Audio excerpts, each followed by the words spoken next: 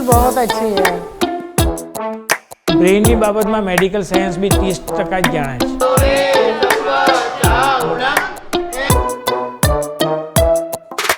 ये बच्चों को नींद नहीं आती है।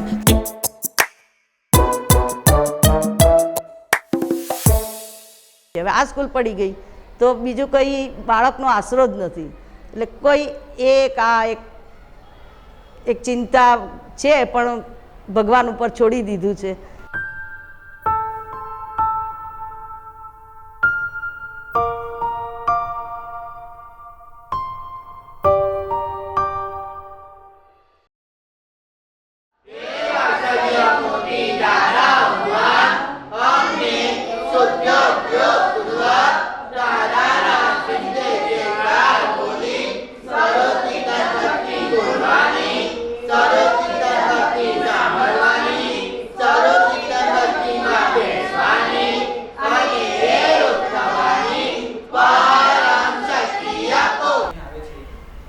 મારું નામ અલ્કેશ અમૃતલાલ નાયક અને મારો સન યજન 1999થી આ સ્કૂલમાં, એટલે કે 26 વર્ષથી આ સ્કૂલમાં આવે છે.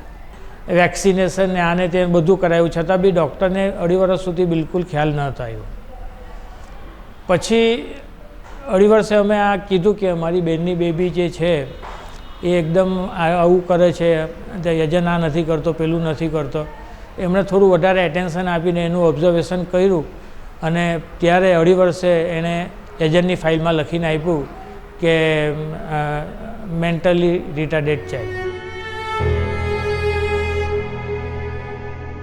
मेरा नाम मीनू जगदीश लाल भाटिया, मेरी छोटी बहन, सबसे छोटी बहन रचना जगदीश लाल भाटिया इस स्कूल में 15-16 साल हो गए, तब से पढ़ रही है.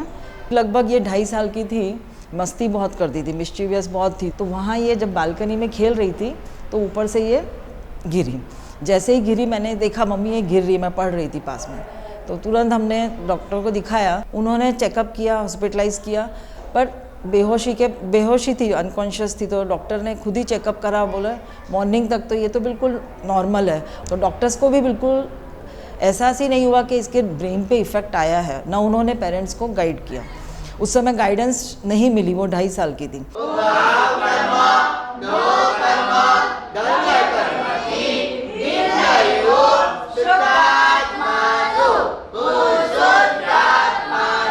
મારું નામ ચેતના બિપિન રાવલ છે અને મારી આ સંસ્થા 25 વર્ષથી ચાલે છે અને સંસ્થાનું નામ છે નિર્મિત સ્પેશિયલ એજ્યુકેશન.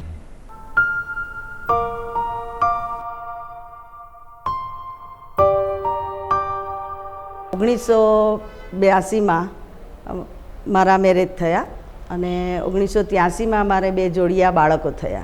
થોડા જ કલાકોમાં નિર્મિત બીજા નંબરનો જે બાળક હતો નિર્મિત કરીને એને થોડો પ્રોબ્લેમ થવા માંડ્યો, એટલે એને કાચની પેટીમાં ને એમ તેમ રાખવો પડે. એટલે અમે ચાઇલ્ડ સ્પેશિયાલિસ્ટને બોલાયા, એની જાંચ કરી તો એ લોકોએ અમને તરત જ કહી દીધું કે બેન તમારો એક ચાઇલ્ડ આ જે છે તે સમથિંગ રોંગ છે, મતલબ કે તમારે સેવા કરવી પડે એ રીતનું છે. તારો જે દીકરો છે એ જે છે એ છે, તારે સ્વીકારવાનું છે. અને એણે મને બહુ એક સરસ ઉદાહરણ આપ્યું કે તારી આ 2 આંગળી છે, એમાં 1 આંગળી તારી ટૂંકી છે અને તું મને કહે કે એવી કોઈ દવા આપો, કોઈ રેમેડી બતાવો કે આ આંગળી લાંબી થાય, તો એ શક્ય છે? મેં કીધું ના. તો એમ કે તારા દીકરાને પણ તું એમ કે આટલી આંગળીથી ટેવાઈ જશે, કામ કરતો, આ કરતો, તે કરતો, તું આટલી આંગળીથી ટેવાઈ જશે.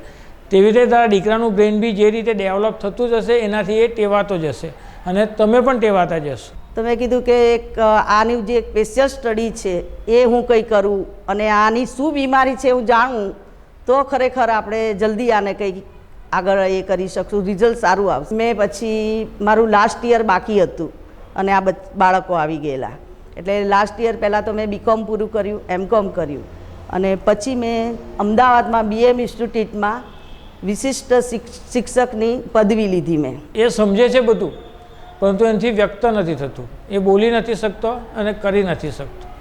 એટલે આવા બાળકની પીડા એની અંદર એ શું ભોગવતો હોય, કારણ કે એ જે જાણતો હોવા છતાં વ્યક્ત નથી કરી શકતો. તો સમાજે લોકોએ એ પણ જાણવું જોઈએ કે બાળક કઈ તકલીફમાં છે. आज वो 55 ईयर्स की है, काफ़ी डिफ़िकल्टीज़ वो खुद फेस कर रही है. ऐसा नहीं है कि वो खुद फेस, जब हम कभी उसको देखते हैं तो हमें अपने से ज़्यादा उसकी खुद की डिफ़िकल्टीज़ दिखती है कि हम तो कुछ नहीं, उसकी खुद की डिफ़िकल्टी है कि वो तो अपने आप को एक्सप्रेस भी नहीं कर पाती है. बहुत मुश्किल लगता है कि अपने भूख को बता नहीं पाना कि मुझे कोई मार रहा है, कि मुझे कोई चीज़ चाहिए, कि मेरे मतलब मुझे किसी मतलब कुछ नहीं बता पाती है. उसका IQ लेवल बहुत ही कम है, अपने आप को वो किसी को बता नहीं पाती कि उसे तकलीफ़ क्या है. એ ચાલી નહોતો શકતો, બોલી નહોતો શકતો, જોઈ નહોતો શકતો. એટલે એ રીતે મેં ધીરે ધીરે ટ્રેન કરવાનું એને શરૂ કર્યું. ટ્રેનિંગ કરતાં કરતાં એને ખરેખર ખૂબ જ સફળતા મળી. ધાર્યા કરતાં અમને 3-4 વર્ષે ધીરે ધીરે ચાલતો થયો. પહેલું મારું નામ ચેતા બોલતા શીખ્યો. એ દાડે તો અમારા ઘરમાં એટલો બધો આનંદ હતો કે નિર્મિત બોલતો થયો, એમ આંખમાં આંસુ આવી ગયા કે નિર્મિતે પહેલું મારું નામ બોલ્યો. પણ એનાથી અમને હિંમત બી આવી કે ડૉક્ટરે જે કીધું હતું એના કરતાં ઘણું આપણું જલ્દી થઈ રહ્યું છે. તો બસ એ ઉદ્દેશથી પછી મને થયું કે કેમ ન મને જે આ તકલીફ પડી રહી હતી નિર્મિતને ચલા આ એ જ બીજા આવા બાળકોના જેના મા બાપ હશે એને બી તો એ પેરેન્ટને બી આ તકલીફ પડતી હશે, તો કેમ ન આપણે બીજા 2-4 બાળકોને બી લઈએ આપણી સાથે કે એને બી આ રીતે નિર્મિતની જેમ ટ્રેનિંગ કરું ને એમના થોડા બી પગભર થાય, સેલ્ફ ડિપેન્ડ થાય તો મા બાપને એટલું ચિંતા ન થાય. કારણ કે મને બી એક હતી જ કે કાલ ઉઠીને હું છું નહીં છું તો મારા નિર્મિતનું કોણ, એટલે મારે એને ટ્રેન કરવો હતો કે એને એવો પગભર કરું કે કોઈને માથે ન પડે. હે દાદા ભગવાન, હે દાદા ભગવાન, મને કોઈ પણ દેહધારી જીવાત્માનો કિંચિત માત્ર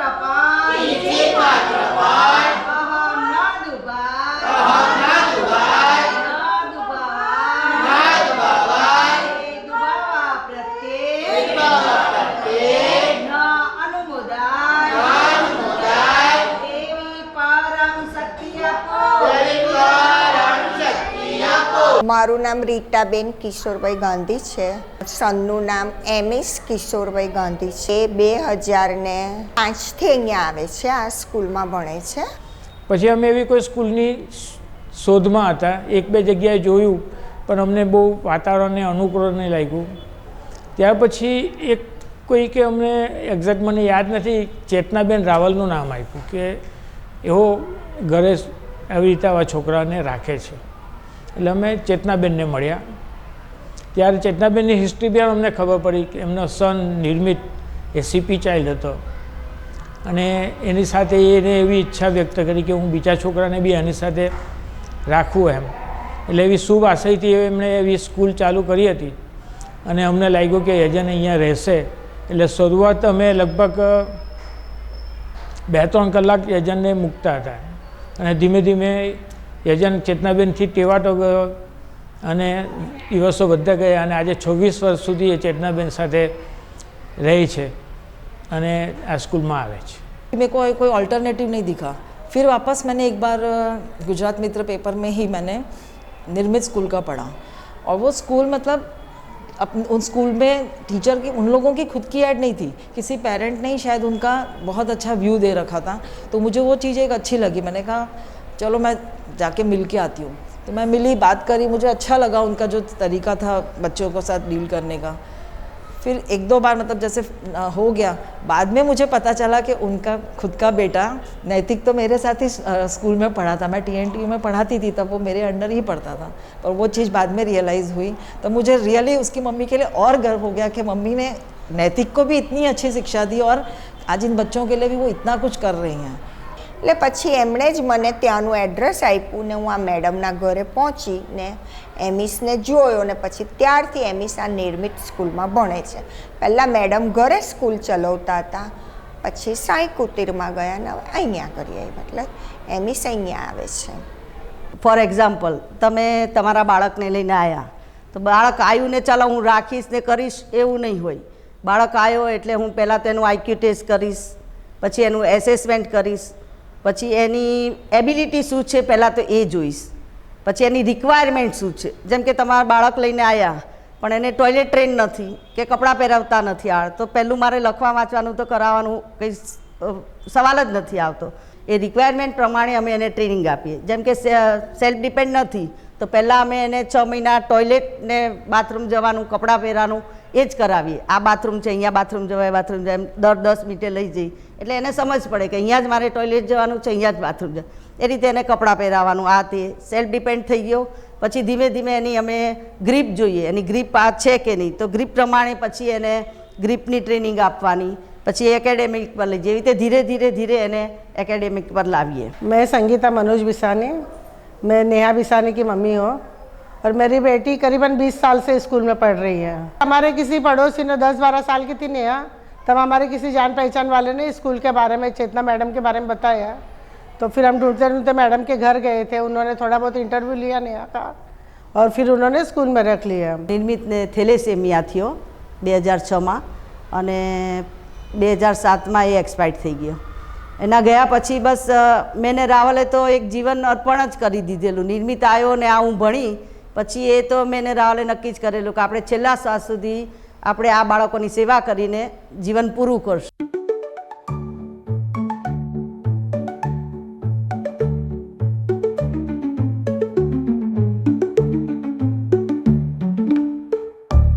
મારું નામ ઘનશ્યામભાઈ પટેલ છે અને મારા સનનું નામ સાહિલ ઘનશ્યામભાઈ પટેલ છે. એ છેલ્લા 17 વર્ષથી ચેતનાબેનની સ્કૂલમાં રેગ્યુલર આવે છે સ્ટડી માટે અને અહીંયા બહુ સારી પ્રગતિ 17 વર્ષમાં એમની થઈ છે. પહેલાં તો કશું બોલતો બી નહીં હતો, આપણે કંઈ વર્ક બી નહીં કરતો હતો. અત્યારે તો એનામાં ઘણું ઇમ્પ્रूवमेंट છે. ये स्कूल तो मेरे नेहा की बेटी की ज़िंदगी में बहुत ज़्यादा फ़र्क आया है स्कूल में आने से. वो पहले बिल्कुल भी कुछ नहीं लिख पाती थी, आने के बाद बहुत ज़्यादा लिख रही है, 4 बच्चों मिल रही है, बात कर रही है, सबसे मिक्स हो रही है. मेन तो मेगा टीचर और चेतना मैडम का बहुत बड़ा सहारा है इसमें. वो लोग बहुत अच्छे से समझाते बच्चों को, जो माँ बाप से भी नहीं समझ पाते बच्चे वो स्कूल में आके समझ रहे हैं. और चेतना मैडम को तो एक्सपीरियंस भी, उनके खुद के घर में ऐसा बच्चा था तो उनको पूरा अनुभव है. उस हिसाब से अपने वो अनुभव पूरा बच्चों पे डाल के वो बच्चों को उस हिसाब से ट्रीट कर रहे हैं, अपने बच्चों के हिसाब से. અને આ બધા બાળકો જે મારા ઘરે હતા ને એ બધા બી કન્ટિન્યુઅસ ચાલુ રહ્યા. કોઈ 6 વર્ષનું 7 વર્ષનું હતું. આજે તો એ બધા બચ્ચાઓ કોઈ 25 વર્ષના છે, 30 વર્ષના છે, પણ લગાતાર પેરેન્ટે બી આપણી સ્કૂલમાં મોકલતા રહ્યા. કારણ કે એ લોકોનું ડેવલપમેન્ટ જે થયું ને એમાં મા બાપો નાસીપાસ નહીં થઈ ગયા. કારણ કે આ વસ્તુ એવી જ હોય છે. કારણ કે માય એક્સપિરિયન્સ મને બી એ થાય કે ભાઈ અહીંયા નહીં સારું થયું તો હું બીજે મૂકું. મા બાપને એમ થાય કે આ સ્કૂલમાં નથી આવડું, 3 વર્ષ ત્યાં નથી સારું થયું તો હું બીજે મૂકું, આમ મૂકું. પણ આપણા પેરેન્ટ કોઈ નાસીપાસ નહીં થયા, લગાતાર એ લોકો મોકલતા જ રહ્યા ને આજની તારીખે બી એ મોકલતા રહ્યા છે. તો આજે ડેવલપમેન્ટ આવીને ઊભું રહ્યું છે. અત્યારના આપણા બધા છોકરાઓ પોતપોતાનું કરતા થઈ ગયા છે. એટલે મતલબ નોર્મલ જેવું એ લોકોનું બધું થઈ ગયું છે, રહેવાનું આ તે. પછી એ લોકોની હવે સ્કૂલમાં જે આ બધી એક્ટિવિટી થાય છે એમાં અમે એક કેલેન્ડર બનાવેલું છે કે ભાઈ ડિસેમ્બર છે તો ડિસેમ્બરમાં ફોટા મૂકી દઈએ કોની બર્થડે છે, એટલે એ લોકો ફોટા જોઈને કે ખબર પડે કે કાલે આની બર્થડે છે, આની છે.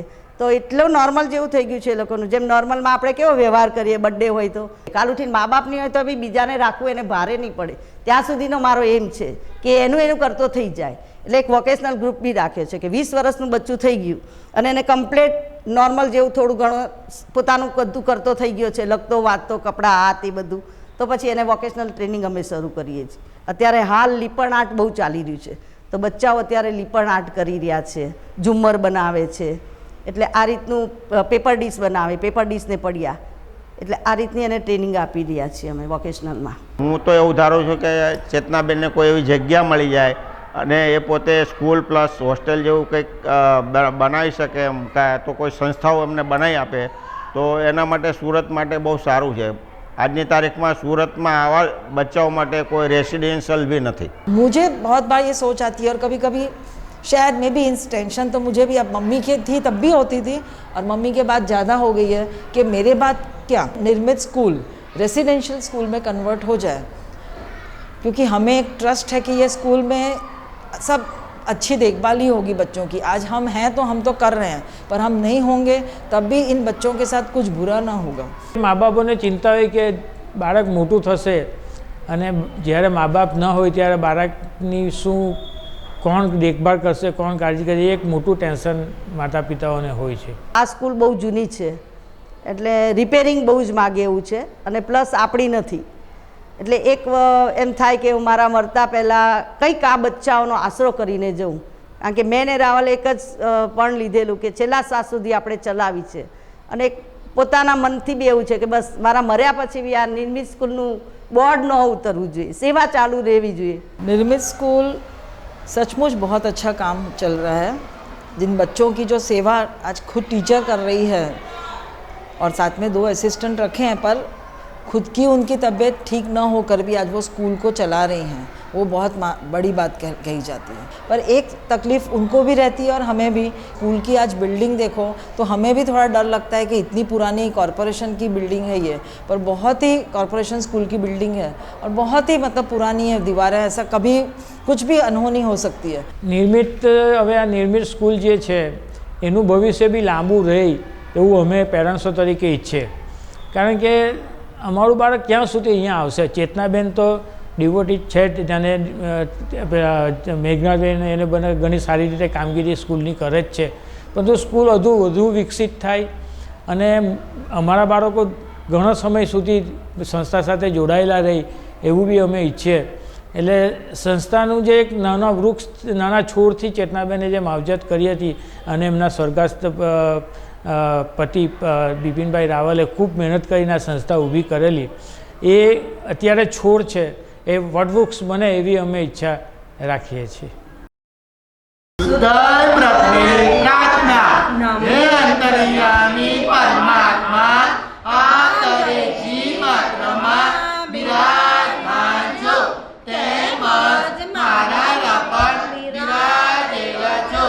આપનું સ્વરૂપ તે મારું સ્વરૂપ છે, મારું સ્વરૂપ શુદ્ધાત્મા છે। જય સચ્ચિદાનંદ।